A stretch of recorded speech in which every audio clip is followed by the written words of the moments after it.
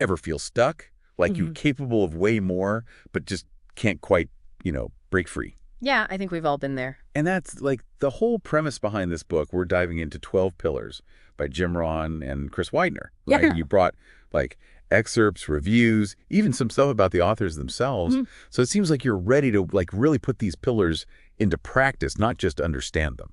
Absolutely. And what I think is so cool about this book is that it's not just like a typical self-help book. It kind of sucks you in with a story. Right. Like self-help meets storytelling. Exactly. So for anyone who hasn't read it, 12 Pillars is about this guy named Michael who's kind of going through it, career's stalled, love life's a mess. The whole 9 yards. Yeah. And he stumbles upon this amazing estate called, you guessed it, 12 Pillars. Of course. And he meets Charlie, who's the caretaker. And Charlie ends up becoming this like unlikely mentor. Yeah, like who knew, right? This unassuming guy ends up guiding Michael towards a more fulfilling life. And what's so interesting is how the estate itself, with its literal 12 pillars, becomes this metaphor for the book's principles. It's like the house itself is a roadmap to self-improvement. It's pretty clever. Okay, so it's not just like a list of rules thrown at you. It's woven into the story through Michael's experiences. Right. And that first pillar, personal development, it really sets the stage for the whole thing. It challenges that idea that working hard is enough. Ooh, tell me about it. I've definitely fallen into that trap before. Like late nights, tons of effort, but not seeing the results I want. It's so common, though. We think we just need to put in the hours and everything will magically fall into place. But there's more to it than that. So what's the secret then? What are we missing? The key is that to be truly successful, we need to work harder on ourselves than we do on our jobs. Okay, I'm intrigued. So Charlie, in the book, he uses this analogy about being a salesman. He's like, you can make more calls, work longer hours, try all these different tactics, but Your income will always be limited by how good a salesman you actually are. exactly. Okay, that makes sense. But how do we become better at what we do then? That's where the personal development comes in. It's about consistently improving our skills and knowledge and our mindset, too. Even, and sometimes especially, outside of work. So it's not enough to just go through the motions at work. We have to be, like, actively looking for ways to grow. Yes. Even if it feels a bit uncomfortable or unfamiliar. So that could be anything from, like, taking a course to going to an industry event or even just reading a book on a new topic. Exactly. It's all about investing in yourself, becoming a more well-rounded person. And naturally, that growth, it spills over into every other area of your life. Including work. Totally. Which brings us to the second pillar, a life of health. Yes. Now, I'm all for hitting the gym and eating healthy, but this goes deeper than just the physical stuff, right? 100%. 12 pillars. It talks about three-dimensional health, which includes your body, your soul, and your spirit.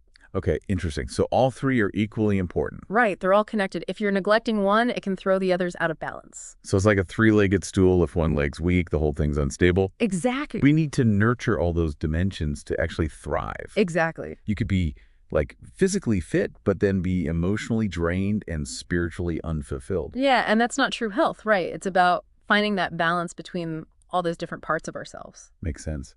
So we've got personal development. We've got this holistic view of health. Where do relationships fit into this whole success equation? Well, that's where the third pillar comes in, the gift of relationships. And it stresses how important strong, meaningful connections are. And it's not just for our personal happiness, but for our professional success, too. So it's deeper than just networking or trying to like rub shoulders with important people. Exactly. It's about that genuine connection. Yeah. And like anything worthwhile, building those connections takes effort. It takes time. It's a process. Right. And Charlie actually, he uses this analogy in the book about relationships being like a garden, which I love. He says, you can't just plant a seed and expect it to thrive without any effort, right? You have to water it, you have to nurture it, protect it from weeds. Relationships need that same level of care and attention. I like that visual. I'm picturing my friend group as a bunch of like quirky plants that all need different care. Some need more sunlight, some need more frequent watering. Right. And sometimes you got to prune away the relationships that aren't serving you anymore. Ouch. I felt that. I know, it's not always easy, but for growth. Yeah. Sometimes you need to make space. Okay, so we've got our personal development plan. We're tending to our relationship garden. What's next on this journey toward like a fulfilling life? Well, now it's about direction. That's where the fourth pillar comes in, achieve your goals. And this is more than just, dreaming big. It's about getting specific, writing down your aspirations, and then actually making a plan to achieve them. Okay, so there's that action step. I've heard that advice before, write down your goals. But it always felt a little, I don't know, woo-woo to me. I get it. What's the, actual science behind it? Why is it so effective? Well, it's about focus and accountability. When you actually take the time to articulate your goals in writing, they become much clearer in your mind, more real. Yeah, I see that. They're no longer just these vague desires floating around in your head. They're concrete. It probably helps you stay accountable to yourself, too. Exactly. It's like making a promise, a contract even, with yourself for your own growth. I like that. Okay, so we've got our goals written down, but life gets so busy. How do we make time for all of this, the personal development, the relationship building, the goal chasing, amidst all the chaos of everyday life? That's a great question, and that's where the fifth pillar comes in, the proper use of time. And this one highlights a really crucial difference that many of us, we just don't even realize. The difference between being busy and being productive. Okay, hold on. I need to write that down. Busy versus productive. Tell me more. So 12 Pillars argues that every single day is filled with opportunities, right? But there's only one truly best opportunity. Okay. Being busy is about just filling your day with tasks, any tasks. Being productive is about prioritizing those actions that actually align with your goals. So it's about being intentional with our time and energy, choosing quality over quantity when it comes to the stuff we take on. Exactly. And it requires this shift in our mindset. We often let the urgent things dictate our lives, but this pillar is challenging us to prioritize the important things. Even if they're not the most pressing thing on our to-do list at that moment. Yeah, exactly. So it's about, being the driver of your own life, not just reacting to whatever comes your way. Yes. And we have to make conscious choices about how we spend our time, or we risk falling into someone else's plan for us. And, knowing my luck, their plan probably involves way more spreadsheets and a lot less spontaneous dance parties than I'd prefer. Right. And that's exactly the kind of self-awareness that this pillar wants to encourage. Knowing what's important to you and then having that courage to structure your time around it. This is resonating so much with me. I feel like I've been stuck in busy mode for so long. I'm ready to shift gears and focus on those best opportunities. I love that. Speaking of which, what's this next pillar all about? Well, since we've been talking about intentional actions and choices, it's only fitting that the sixth pillar is all about the company we keep, the environments we cultivate. Surround yourself with the best people. Okay, so that one seems pretty self-explanatory, but I'm sure there's more to it than meets the eye. We'll unpack that right after a quick break. We're back, and I'm ready to unpack this whole surround yourself with the best people thing. Yeah, it's a good one. It makes sense on a surface level, but what does that actually look like, in our everyday lives? So it's definitely about quality over quantity when it comes to our relationships. Okay. But it goes deeper than just networking or trying to climb the social ladder. It's about recognizing that the people we hang out with, they have a huge impact on us. On how we think, how we see the world even. Yeah, exactly. 12 pillars. Charlie actually encourages Michael to get really intentional about this. He even suggests asking ourselves some key questions about the people in our lives. Okay, like what? Things like, do these relationships inspire me? Do they challenge me to grow? Do they actually support my goals and values? Those are great questions. And honestly, thinking about it, some of my relationships are more like, I don't know, comfy old couches. I love that analogy. They're familiar, they're cozy, but they're not exactly pushing me to try new things. And that's okay. It's not about cutting off everyone who doesn't fit this perfect mold. It's more about understanding the role different relationships play in our lives and actively seeking out the ones that energize us, that support our growth, that align with, where we want to go. Okay, so how do we find those amazing, inspiring people? Do they just magically appear once we've gotten rid of all the comfortable couches in our lives? I wish. It would be a lot easier, wouldn't it? Right. But it takes effort. We've got to be proactive. So join new groups, pursue hobbies. Yeah. Put ourselves out there, basically. And that ties back to personal growth. 100%. The more we invest in ourselves, the more likely we are to attract people who resonate with us, who are on a similar wavelength. Exactly. And that actually leads us perfectly to the seventh pillar, Be a lifelong learner. Oh, I love that one. I'm always down to learn something new. Me too. It keeps things interesting. So this pillar, it's about embracing that growth mindset, realizing that, learning doesn't end when we graduate or whatever. It never stops. Yeah. Exactly. It's about always being curious, always being open to new information and new experiences. Charlie had a great line about that in the book. Something about formal education versus like self-education. Oh, yeah. He said, formal education will make you a living. Self-education will make you a fortune. Ooh, I like that. And he doesn't just mean money, right? Right. It's about the richness of experience, different perspectives, the wisdom you gain from constantly learning and growing as a person. Reminds me of those people who, no matter how old they get, they never stop being curious about the world. Yes. They're always exploring, always asking questions. It's pretty inspiring. Totally. And that's what's so great about being a lifelong learner. It keeps us adaptable, engaged, and open to new possibilities. Speaking of possibilities, I'm curious about the 8th pillar. All of life is sales. Well, That one seems kind of broad, maybe even a little intimidating, to be honest. I get that. It definitely caught my attention at first. So what's it all about? Are we all supposed to become like pushy salespeople or something? Yeah. No, not at all. It's not about that. It's about recognizing that the underlying principles of sales, things like persuasion, influence, communication, they actually apply to every part of life, not just the business world. Okay, interesting. So like if I'm trying to negotiate a raise at work or convince my kids to eat their broccoli, Or even just share an idea in a meeting in a way that gets people excited, that gets them on board. we're all engaging in a form of sales. Exactly. It's about learning how to communicate our ideas effectively, how to build rapport, and how to influence others.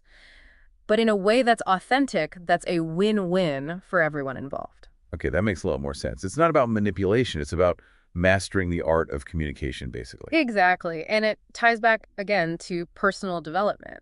Right, because to be good at sales in any area of life, we have to work on those communication skills, build those genuine connections. And offer something of value to others. Right, which takes us to the 9th pillar, which seems to build on this whole idea of investing in ourselves. Income seldom exceeds personal development. Yeah, a mouthful, but a good one. So is this saying that? Like, there's a direct link between how much money we make and how much we grow as people. Kind of. What this pillar is really challenging is that idea that money equals success. Like, Yeah. it's the ultimate measure of achievement.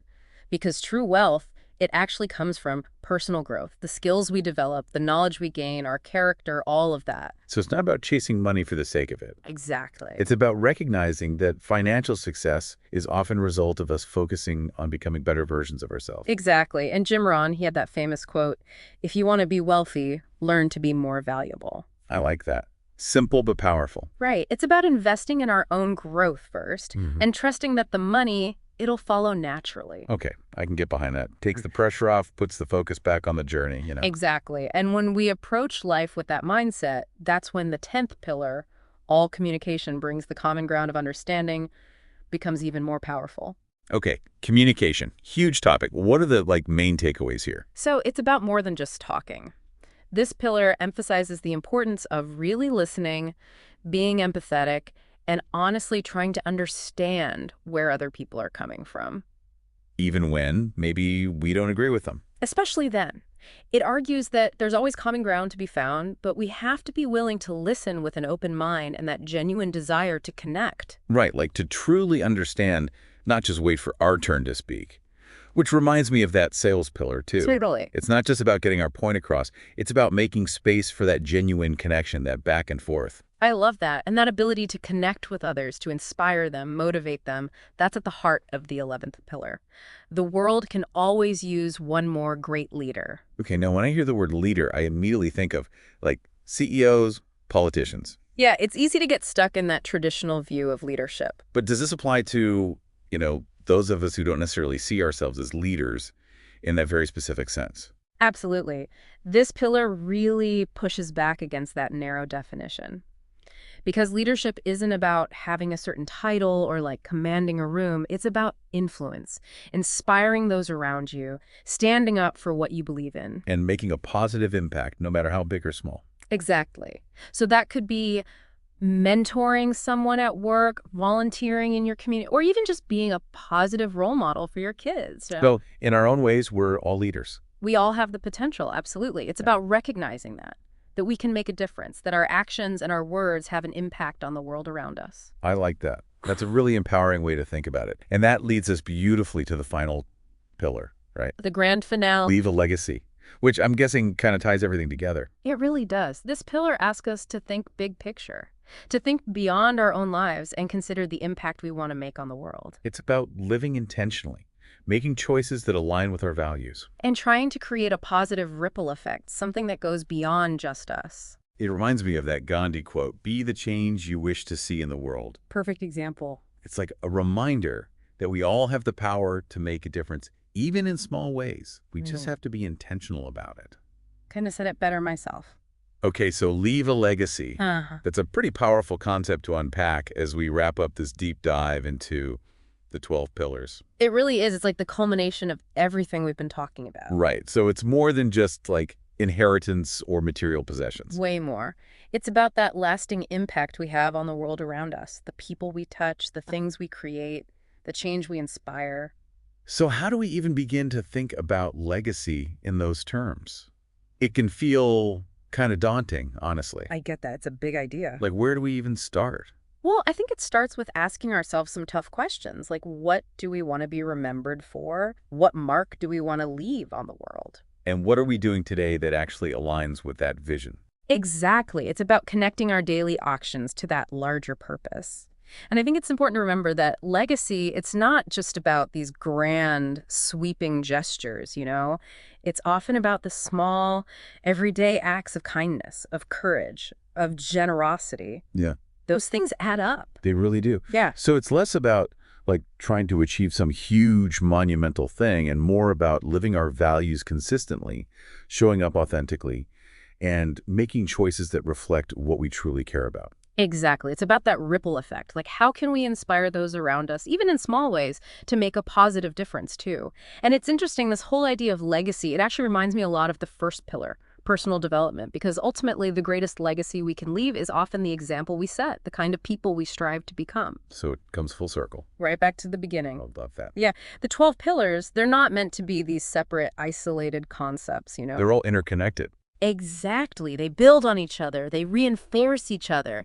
It's about weaving them together into a life that feels meaningful, purposeful. Wow, this has been like eye-opening, honestly. I feel like I have a completely new perspective on not just success, but on life in general. That's what it's all about. Thank you so much for taking the time to share your insights on 12 pillars and for this awesome deep dive. I feel like I have a lot to think about, a lot to put into practice. It's been my pleasure. And remember, like, even just picking one of these pillars and focusing on it for a week or even a month can make a huge difference. Small steps, big impact. Exactly. Love it. Well, until next time, everyone, keep learning, keep growing, and keep building those legacies. Couldn't have said it better myself.